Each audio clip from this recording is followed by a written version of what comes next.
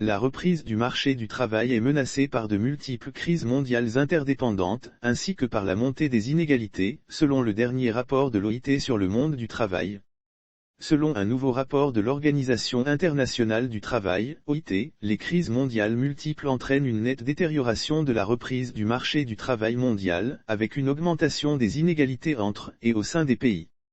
L'Observatoire de l'OIT sur le monde du travail annonce une hausse importante. La 9e édition de l'Observatoire de l'OIT sur le monde du travail, après une hausse importante au cours du dernier trimestre 2021, le nombre d'heures travaillées dans le monde a diminué au cours du premier trimestre 2022, à 3,8% en dessous de la période de référence antérieure à la crise, le quatrième trimestre 2019.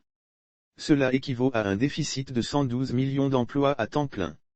Les turbulences financières, une éventuelle crise de la dette et les perturbations des chaînes d'approvisionnement mondiales, exacerbées par la guerre en Ukraine, accroît le risque que le nombre d'heures travaillées baisse à nouveau en 2022. Il s'agit d'une nette révision à la baisse des chiffres publiés par l'OIT en janvier 2022.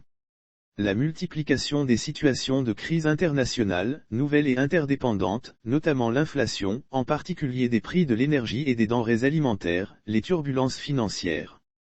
Lire aussi Côte d'Ivoire / normes internationales du travail. L'OIT organise un atelier de promotion de ces normes en lien avec la transition juste. Une éventuelle crise de la dette et les perturbations des chaînes d'approvisionnement mondiales exacerbées par la guerre en Ukraine accroît le risque que le nombre d'heures travaillées baisse à nouveau en 2022, avec des répercussions plus larges sur les marchés du travail mondiaux dans les mois à venir. L'agression russe contre l'Ukraine affecte d'ores et déjà les marchés du travail en Ukraine et au-delà, comme l'a récemment détaillé une note d'information de l'OIT. Selon l'Observatoire de l'OIT, la reprise est très contrastée, et la divergence s'accentue entre les économies des pays riches et celles des pays pauvres. Si les pays à revenus élevés ont enregistré une reprise des heures travaillées, les économies à faible revenu et à revenus intermédiaires inférieurs ont subi des revers au premier trimestre de cette année, avec un écart respectif de 3,6 et 5,7% par rapport à la période de référence d'avant la crise. Ces tendances divergentes sont susceptibles de s'aggraver au deuxième trimestre 2022. Les contraintes de certains gouvernements. Dans certains pays en développement, les gouvernements sont de plus en plus contraints par le manque de marge de manœuvre budgétaire et par les défis liés à viabilité de la dette, tandis que les entreprises font face à des incertitudes économiques et financières et que les travailleurs ne bénéficient toujours pas d'un accès suffisant à la protection sociale. Plus de 2 ans après le début de la pandémie, de nombreux acteurs du monde du travail souffrent toujours de ces effets sur les marchés du travail. En 2021, 3 travailleurs sur 5 vivaient dans des pays où les revenus du travail n'avaient pas retrouvé le niveau observé au quatrième trimestre 2019. Les revenus du travail n'ont pas encore retrouvé leur niveau initial pour la majorité des travailleurs. En 2021, 3 travailleurs sur 5 vivaient dans des pays où les revenus du travail n'avaient pas retrouvé le niveau observé au quatrième trimestre 2019. Lire aussi OIT / projet Agridom, gouvernance de la migration de la main-d'œuvre. L'OIT veut promouvoir le travail décent. L'écart entre hommes et femmes en matière d'heures travaillées a également augmenté pendant la pandémie.